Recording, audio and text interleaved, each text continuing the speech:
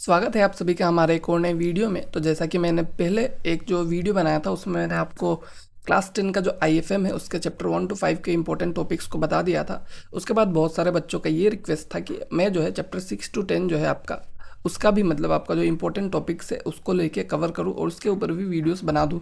और वैसे भी एग्जाम जो है आपका बहुत पास आ रहा है, तो ये इंपॉर्टेंट टॉपिक्स को पढ़ के आप जो है एटलीस्ट अच्छे से पास तो हो ही जाएंगे। ठीक है, तो आप जो है इस वीडियो को एंड तक देखिए ताकि आपको पता चल सके कौन कौन टॉपिक्स जो है आपको डेफिनेटली पढ़ना है। अगर आप कुछ नहीं पढ़ रहे हैं फिर भी आपको वो जो है ज़रूर पढ़ के जाना है। ठीक है, तो चलिए हम लोग स्टार्ट करते हैं चैप्टर 6 से, जो कि आपका डिपोजिटरी का चैप्टर है। ठीक है, और हमारा ई बुक के बारे में आपको पता होगा। अगर आपको वो चाहिए तो आप जो है हमें मैसेज कर दीजिएगा या फिर आप जो है उसे जाके मतलब देख सकते हैं उसको। ठीक है, और आप अगर हमें मैसेज करते हैं तो हम आपको ई बुक जो है प्रोवाइड करेंगे एकदम कम से कम प्राइजेस में। ठीक है, तो चलिए देखते हैं अब हमारा जो चैप्टर 6 है उसके बारे में। ठीक है, तो डिपोजिटरी वाला जो चैप्टर है और सबके एक्सप्लेनेशन आपको जो है चैनल पे देखने को मिल जाएगा, तो आप जो है इसको एक्सप्लेनेशंस वगैरह चेक कर सकते हैं। मैं बस टॉपिक्स ही बताऊंगा अभी। तो डिपोजिटरी जो चैप्टर है आपका बहुत ही छोटा सा चैप्टर है, तो इसमें जो आपका डिपोजिटरी होते क्या है, ठीक है, उस चीज़ को आप जान लीजिएगा। कोई भी चैप्टर है उसमें जो मेन हेडिंग है उसके बारे में तो आपको एटलीस्ट पता ही होना चाहिए कि चैप्टर किस बारे में है। ठीक है, उसके बाद आपका डिपोजिटरी पार्टिसिपेंट नाम का डीपी नाम का एक टर्म होता है, उसको आप अच्छे से जान लीजिए। ठीक है, वो होता क्या है। फिर आपका जो ISIN नंबर जो है, ठीक है, जो आपका इंटरनेशनल सिक्योरिटी आइडेंटिफिकेशन नंबर होता है, इसके बारे में आप जान लीजिए वो क्या होता है। और कोई भी इंसान किसी भी तरीके से कोई भी उसका पास अगर जो है फिजिकल होल्डिंग है, फिजिकल शेयर सर्टिफिकेट है, उसको इलेक्ट्रॉनिक फॉर्म में कैसे कन्वर्ट करता है, डिमेटलाइजेशन का जो प्रोसेस होता है वो कैसे काम करता है, वो आपको जो है पता होना चाहिए। और ये पता है तब तो आपके पास बहुत सारा नॉलेज है मतलब इस चैप्टर का। ठीक है, तो आप जो है इतना इस चैप्टर से पढ़ लीजिए ताकि आप जो है इस चैप्टर के कोई भी क्वेश्चंस को कुछ तो लिख ही लेंगे। ठीक है, उसका जो आपका चैप्टर 7 है, ठीक है, यूनिट 7 जो है आपका म्यूचुअल फंड का यूनिट है। तो इस चैप्टर 7 में हम लोग देखते हैं कि आपका क्या क्या इंपॉर्टेंट है। तो म्यूचुअल फंड का जैसे चैप्टर हो गया तो उसमें आपको एटलीस्ट वो पता होना चाहिए कि म्यूचुअल फंड है क्या। ठीक है, वो अगर आपको पता है उसके बाद आपको बेनिफिट्स देख लेना है कि म्यूचुअल फंड में इन्वेस्ट करने के क्या बेनिफिट होता है। तो आपको यहाँ पे बहुत सारे देखने को मिल रहा है, आपको 2-3 पता होना से काफ़ी है। मतलब कि म्यूचुअल फंड की क्या बेनिफिट है, क्या फ़ायदा है, मतलब उसमें इन्वेस्ट करेंगे तो आपको क्यों इन्वेस्ट करना चाहिए, ये सब चीज़ जो है आप देख सकते हैं। ठीक है, उसके बाद जो नेट एसेट वैल्यू होता है ये काफ़ी इंपॉर्टेंट टॉपिक है, ये मैंने बहुत बार आपको बताया है।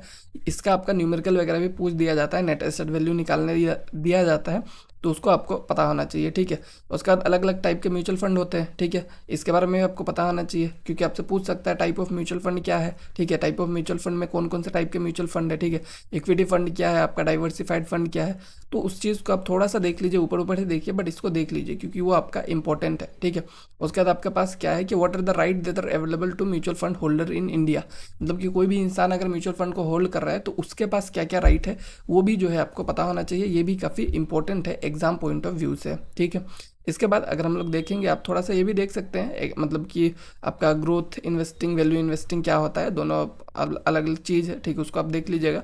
बाकी आपका एक और टॉपिक है ETF, एकदम छोटा सा टॉपिक है। ठीक है, आपको जितना यहाँ पे लिखा है उतना नहीं पता होना चाहिए, बस आपको ETF का डिफिनेशन पता है वही काफ़ी है। ठीक है, तो ETF क्या है उस चीज़ के बारे में आप जान लीजिएगा, इतना काफ़ी है आपके इस चैप्टर से। बाकी आपका जो यूनिट 8 है मिसलेनियस, ठीक है, ये वाला थोड़ा सा इंपॉर्टेंट यूनिट लगता है मुझे क्योंकि इसमें आपका कोई एक टॉपिक के बारे में नहीं है, इसमें आपको बहुत ही सेवरल अलग अलग टॉपिक्स जो है दिया गया है। तो अब जो है इसमें आपको अलग अलग टॉपिक्स पढ़ना पड़ेगा और साथ ही साथ मतलब कि हर टॉपिक ऐसा लगेगा आपको कि इंपॉर्टेंट है, तो आपको मैक्सिमम चीज़ें जो है यहाँ पे पढ़ना ही पड़ेगा। जैसे कि आपका जो सबसे पहला टॉपिक है कॉर्पोरेट एक्शंस, तो कॉर्पोरेट एक्शंस के बारे में आपको पता होना चाहिए क्या होते हैं। ठीक है, कॉर्पोरेट एक्शंस के बारे में पढ़ लेते हैं। ठीक है, उसको पढ़ लीजिएगा। उसके बाद आपका डिविडेंड क्या होता है उस चीज़ को आप जान लीजिएगा। ठीक है, उसके बाद आपका एक और चीज़ होता है कि डिविडेंड यील्ड निकालने का जो फॉर्मूला वगैरह है उसको आपको पता होना चाहिए, किस तरह से आप डिविडेंड निकाल सकते हैं वो आपको पता होना चाहिए। और स्टॉक स्प्लिट के बारे में बस आप इतना पढ़ लीजिएगा। ठीक है, पूरा नहीं पढ़िए, मान लीजिए पूरा नहीं पढ़ना है आपको, बस इतना पढ़ लीजिएगा। ठीक है, अब मैं पूरा बोल दूंगा तो बोलेंगे कि पूरा चैप्टर में सब कुछ बताया रहा है, इंपॉर्टेंट है, तो वही ये बात बोला मैंने आपको स्टार्टिंग में ही। ठीक है, तो अब जो बस इतना पढ़ लीजिए वो आपके लिए हो जाएगा।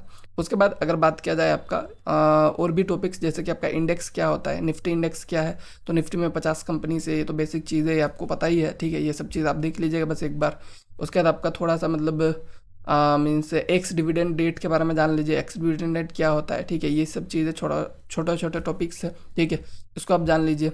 और उसके बाद what recourses are available to investor client for reducing his grievances, मतलब कि वो अपने प्रॉब्लम्स को कैसे बता सकता है या फिर कैसे मतलब उनके प्रॉब्लम सॉल्व होंगे, उसके बारे में थोड़ा सा आप सुन लीजिए, देख लीजिए, ठीक है। और उसको आप जान लेंगे तो आपका ये जो चैप्टर है वो भी कंप्लीट हो जाएगा, ठीक है।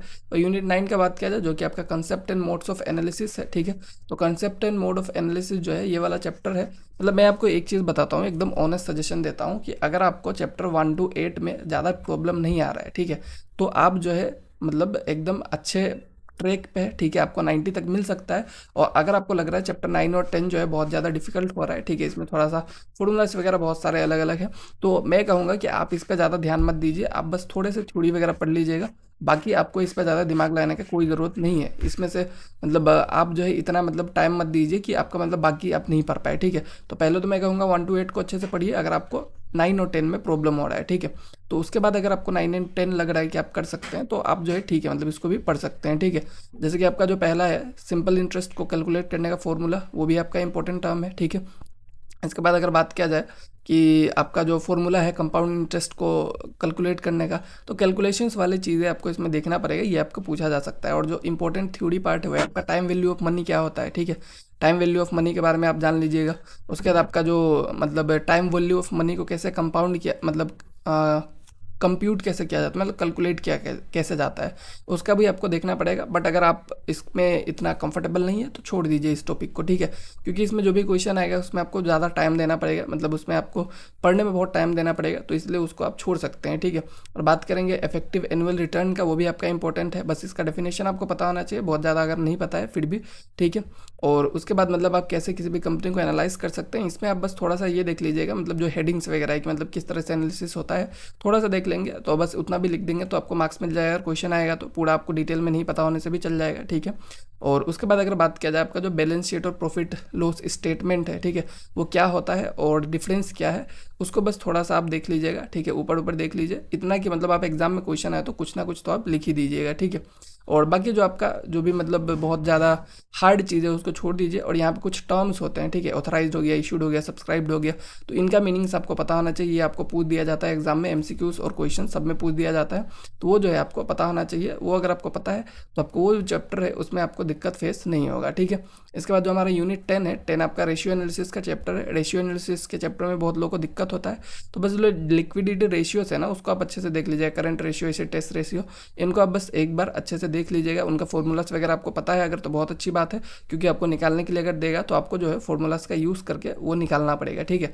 बाकी इसमें आपको उतना कुछ देखने को नहीं मिलता है, ठीक है, जो भी आपके फॉर्मूलाज वगैरह ही है तो आप उसको एक बार थोड़ा बहुत देख लीजिएगा। और बाकी ओवरऑल मैं यही कहूँगा कि आप जो इतना टेंशन मत लीजिए इस चीज़ को लेकर, ठीक है। आपको अगर 1 to 8 आता है तो भी बहुत अच्छी बात है, और अगर आप 9-10 में कंफर्टेबल नहीं है तो आप इसको मतलब स्किप कर सकते हैं बहुत सारे मैक्सिमम पार्ट को, बस थ्योरी पार्ट को आप देख लीजिए, ठीक है। क्योंकि अगर आपको 90+ ही चाहिए, मतलब 80-85 अगर मिल जाने से खुश है तो आप इसको छोड़ सकते हैं, बट अगर आपको 90-95 चाहिए तो आपको इसको अच्छे से देखना पड़ेगा, यही सिंपल सा चीज़ है, ठीक है। तो चलिए अब मिलते हैं नेक्स्ट वीडियो में।